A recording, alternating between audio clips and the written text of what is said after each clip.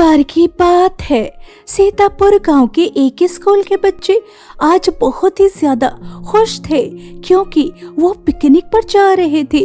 कुछ समय बाद सभी बच्चे इकट्ठा हो जाते हैं और उनकी बस भी आ जाती है। सभी बच्चे बस में बैठकर पिकनिक पर जाने के लिए निकल जाते हैं। मौसम बहुत ही सुहाना था, ठंडी ठंडी हवाएं चल रही थी और सभी बच्चे एक दूसरे के साथ गेम्स खेलते हुए आगे बढ़ रहे थे।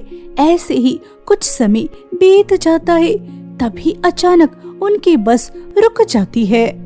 क्या हुआ मैम, क्या हम अपनी मंजिल पर पहुंच चुके हैं? अरे नहीं नहीं बच्चों, अभी नहीं। ड्राइवर भैया बस क्यों रोक दी? ड्राइवर बरखा मैम को बताता है कि सामने एक बूढ़ी औरत आकर खड़ी हो गई, जिस वजह से उन्हें ब्रेक लगाने पड़े। ड्राइवर की बात सुनकर बरखा मैम तुरंत बस से नीचे उतरती है। वो बूढ़ी औरत बस के आगे खड़ी थी, उसने जानबूझकर ही बस रोकी थी, लेकिन उसे लिफ्ट नहीं चाहिए थी।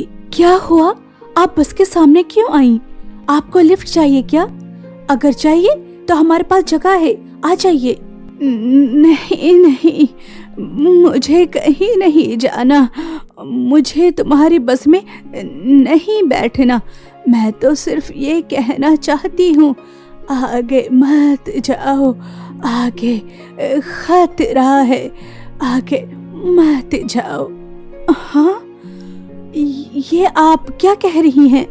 अगर अपनी और अपने बच्चों की जिंदगी चाहती हो तो अभी यहाँ से वापस लौट जाओ। अगर आगे गई तो वहाँ से कभी लौट कर नहीं आओगी। तभी वहाँ कुछ लोग उस बूढ़ी औरत को पागल कहने लगते हैं और बरखा मैम को भी समझाते हैं कि ये ऐसे ही लोगों को परेशान करती हैं, उनकी बातों पर विश्वास मत करो। मैं पागल नहीं हूँ, मैं जो कहती हूँ सच कहती हूँ। मैं तुम्हें ज्यादा कुछ तो नहीं बता सकती, लेकिन इतना ही कहूँगी, वो खंडर नुमा स्कूल और आज की वो भयानक काली रात उनके उठने की रात है। वो खून के प्यासे हैं, खून के प्यासे। अगर आज रात कोई वहाँ गया तो वो किसी को नहीं छोड़ेंगे, किसी को नहीं। इसलिए कहती हूँ, मेरी बात मानो और यहाँ से वापस लौट जाओ, वापस लौट जाओ। ये मेरी चेतावनी है।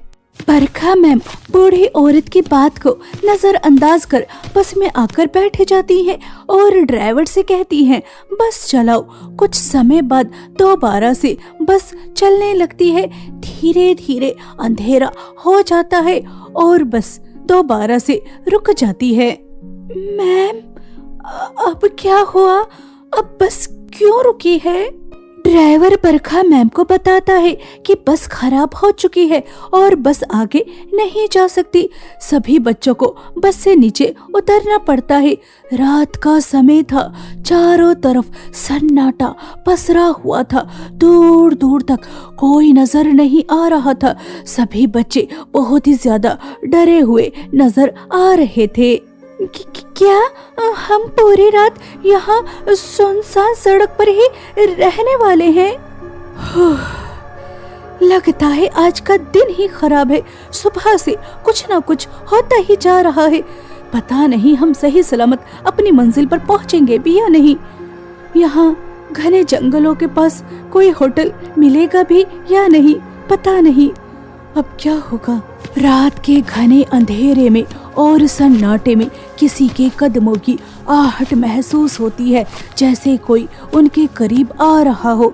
तभी बरखा मैम देखती हैं कि सामने से एक बूढ़ी औरत आ रही है, जिसके हाथ में एक काली बिल्ली है और उसकी आंखें बिल्कुल भी आम बिल्लियों की तरह नहीं। वो बूढ़ी औरत भी कुछ अजीब लग रही थी। तभी वो उनके पास आकर कहती है, क्या हुआ, कोई परेशानी है क्या? हाँ, हमारी बस खराब हो चुकी है। क्या आप बता सकती हैं यहाँ आसपास कोई होटल या कोई ढाबा मिल सकता है? नहीं नहीं, यहाँ आसपास तो तुम्हें कुछ नहीं मिलेगा, लेकिन हाँ, यहाँ से कुछ दूर चलने के बाद एक जंगल आएगा और उस जंगल को पार करने के बाद बस वहाँ तुम्हें एक पुराना स्कूल नजर आएगा जो बहुत समय से बंद है। अगर तुम चाहो तो आज रात उस स्कूल में बिता सकती हो। और हाँ, जरा यहाँ से जल्दी ही निकलो, क्योंकि यहाँ इन घने जंगलों में जंगली जानवर रहते हैं जो इंसानी खुशबू सूंघ कर बाहर आते हैं और उन्हें अपना शिकार बना लेते हैं। यहाँ तुम्हारी हड्डी भी नहीं मिलेगी, जाओ जल्दी यहाँ से। इतना कहकर वो बूढ़ी औरत वहाँ से चली जाती है। सभी बच्चे बरखा मैम से कहते हैं हमें उस स्कूल में चलना चाहिए। बरखा मैम बस के ठीक होने का इंतजार कर रही थी, लेकिन बस और भी ज्यादा खराब हो जाती है। अब उसमें से धुआं निकलने लगा था। अब तो वो बस में भी नहीं बैठ सकते थे। तभी वहाँ जंगली जानवरों के दहाड़ने की आवाज आने लगती है, उल्लू के बोलने की खतरनाक आवाज आने लगती है। वहाँ का माहौल थोड़ा डरावना हो जाता है। बरखा मैम सभी बच्चों को वहाँ से ले जाने लगती हैं। जैसे जैसे वो आगे बढ़ रहे थे, रात और भी ज्यादा काली और भयानक होती जा रही थी। मैम, ये रास्ता कुछ ज्यादा ही डरावना नहीं लग रहा? और ये आवाजें भी तो कितनी ज्यादा डरावनी लग रही है। सभी बच्चे बहुत ही ज्यादा डरे हुए थे। बरखा मैम सभी बच्चों को समझाते हुए आगे बढ़ रही थी। कुछ समय बाद वो उस जंगल को पार कर लेते हैं तो वहाँ जंगल के किनारे उन्हें एक बहुत पुराना और वीरान स्कूल नजर आता है, जिसका दरवाजा भी जर चुका था, जिसकी खिड़कियाँ टूटी हुई नजर आ रही थी। वो स्कूल बहुत ही ज्यादा डरावना और भयानक लग रहा था।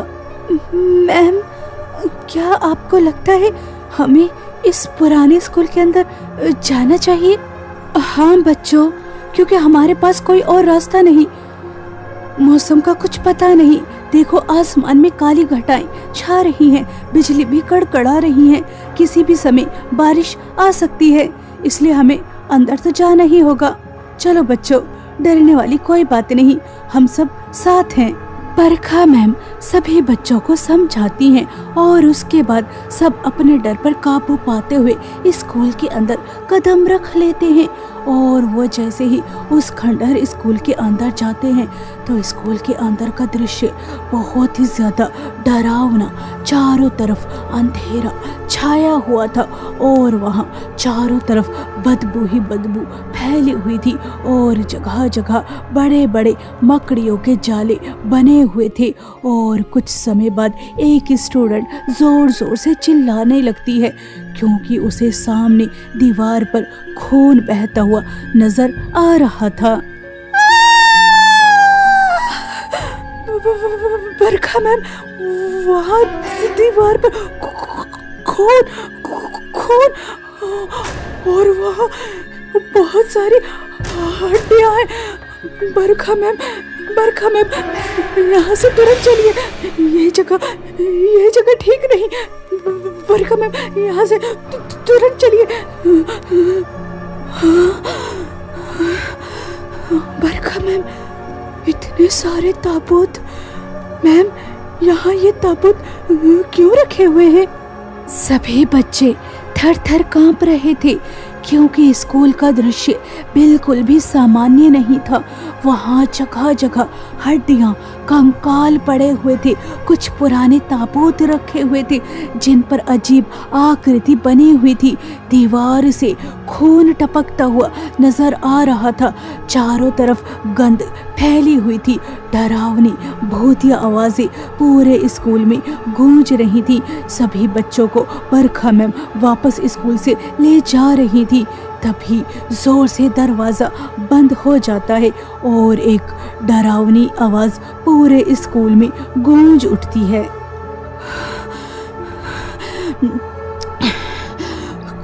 कौन है यहाँ? कौन है? तभी वहां किसी के कदमों की आहट महसूस होती है। जैसे जैसे वो करीब आ रहा था, बच्चों की सांसें थम चुकी थी, उनके चेहरे का रंग सफेद पड़ चुका था। तभी कुछ समय बाद वो बूढ़ी औरत उनके सामने आती है, जो कुछ समय पहले सुनसान रास्ते पर उन्हें मिली थी। अरे मैडम, डरो नहीं, बताया था ना, ये स्कूल बहुत पुराना है, सालों से यहाँ कोई आया नहीं, इसलिए यहाँ ये सब फैला हुआ है। मैंने कहा यहाँ तुम आराम से रात गुजार सकती हो, ये मेरा ही स्कूल है, मैं मुसाफिरों को अकेला नहीं छोड़ती। तुम सबको भूख लगी होगी, यहाँ खाने का भी बंदोबस्त है, आओ मेरे साथ आओ। मैम, ये इंसान नहीं है मैम, इसके पैर उल्टे हैं इसके पैर, ये एक चुड़ैल है। वो अचानक एक खतरनाक चुड़ैल में बदल जाती है। चुड़ैल को अपने सामने देखकर सब थर थर कांपने लगते हैं। चुड़ैल, और वो भी इतनी ज्यादा खतरनाक। मैं तो अपनी जिंदगी में पहली बार चुड़ैल को देख रही हूँ। हमेशा किस्से कहानियों में ही चुड़ैल के बारे में सुना, और आज साक्षात चुड़ैल हमारे सामने। बरखा मैम, हम इस चुड़ैल से कैसे बचेंगे? ये तो बहुत खतरनाक है। तुम्हें मेरे पैर नहीं देखने चाहिए थे। अगर तुम मेरे पैर नहीं देखती तो शायद यहाँ इस स्कूल से जिंदा वापस जा सकती थी। तुमने अपनी मौत को दावत खुद दी है। अब तुम यहाँ से जिंदा वापस नहीं जाओगी। मेरे शैतानों, उठ जाओ, तुम्हारे उठने का समय हो चुका है। शिकार खुद चलकर हमारे पास आया है। चुड़ैल के इतना कहते ही चारों तरफ डरावनी आवाज गूंजने लगती हैं, और वहाँ जो ताबूत रखे हुए थे उसके अंदर से बदबूदार डेड बॉडीज बाहर निकलकर आ रही थी, जिनका किसी का चेहरा जला था तो किसी का शरीर, और वो बहुत ही ज्यादा डरावने लग रहे थे। इतने सालों बाद स्वादिष्ट खून मिलेगा, स्वादिष्ट मांस मिलेगा। बहुत अच्छी खुशबू आ रही है। आज रात तो पार्टी होने वाली है। खून खून खून, स्वादिष्ट खून। सभी बच्चों को बरखा मैम वहाँ से भगा कर ले जाती हैं और स्कूल की एक क्लास में जाकर छुप जाती हैं। वो क्लास भी कुछ कम नहीं थी, वहाँ भी चारों तरफ गंद फैली हुई थी। मैम, यहाँ नहीं रुका जाएगा, मैम बाहर निकलिए, ये बदबू सहन नहीं होती, मैम बाहर चलते हैं। बच्चों, इस बदबू को सहन करो, क्योंकि बाहर वो जो हमारे खून और मांस के भूखे प्यासे हैं, हम उनसे इसी तरह से बच सकते हैं। काश मैं उनकी बात मान लेती तो हम इस भयानक स्कूल में ना फंसे होते। मुझसे बहुत बड़ी गलती हो गई। सबको लग रहा था ये रात उनकी जिंदगी की आखिरी रात होने वाली है, यहाँ से कोई जिंदा वापस नहीं जाएगा। कुछ समय बाद बरखा मैम को लगता है कि अब कोई आवाज नहीं आ रही, सब कुछ शांत हो चुका है। वो बाहर झांककर देखती हैं तो सच में वहाँ कोई नहीं था। बरखा मैम एक लंबी गहरी सांस लेती हैं और सभी बच्चों को क्लास से बाहर निकाल लेती हैं। लेकिन तभी बरखा मैम को पता चलता है कि कुछ बच्चे गायब हैं। यह देखकर बरखा मैम बहुत ही ज्यादा घबरा जाती हैं। कुछ समय बाद उन बच्चों की चीख पुकार की आवाज आती है। मैम, ये आवाज तो उस तरफ से आ रही है, मुझे लगता है वो सब बच्चे उसी तरफ हैं। बरखा मैम उन बच्चों को अकेला छोड़कर नहीं जा सकती थी, इसलिए वो तुरंत जहाँ से चीख पुकार की आवाज आ रही थी वहाँ जाकर देखती हैं तो उन सभी बच्चों को रस्सियों से बांधा हुआ था और उनके चारों ओर एक लाल घेरा बनाया हुआ था। हमारे शक्तिशाली शैतानों, हमने आज से 30 साल पहले इस स्कूल को खंडहर बनाया, इस स्कूल के सभी बच्चों की बलि आपको दी, लेकिन वो अनुष्ठान हमारा उल्टा पड़ गया और आप इस ताबूत में कैद हो गए। लेकिन सालों बाद हमें दोबारा मौका मिला है। वो रात आ चुकी है जब आपको आज़ादी मिलेगी। इस स्कूल में बहुत बच्चे हैं जिनका खून आपको अर्पित कर कर हम आज़ाद करेंगे, आज़ाद।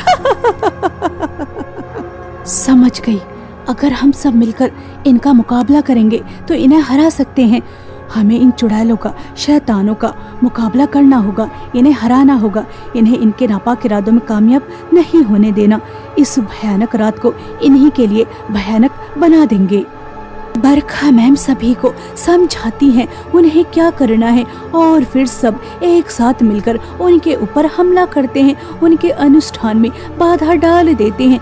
तभी बरखा मैम को एक मंत्र याद आता है और वो उसका जाप करती हैं। सभी चुड़ैलें जोर जोर से चिल्लाने लगती हैं और वो आग में जलने लगती हैं। कुछ समय ऐसे ही चलता रहा और फिर सब कुछ शांत हो जाता है। बरखा मैम सबको उस भयानक स्कूल से बाहर लेकर आ जाती हैं। मैं इस भयानक रात को अपनी जिंदगी में कभी नहीं भूलूंगी। और इस हादसे के बाद कोई भी पिकनिक पर नहीं जाना चाहता था, सब अपने घर आना चाहते थे।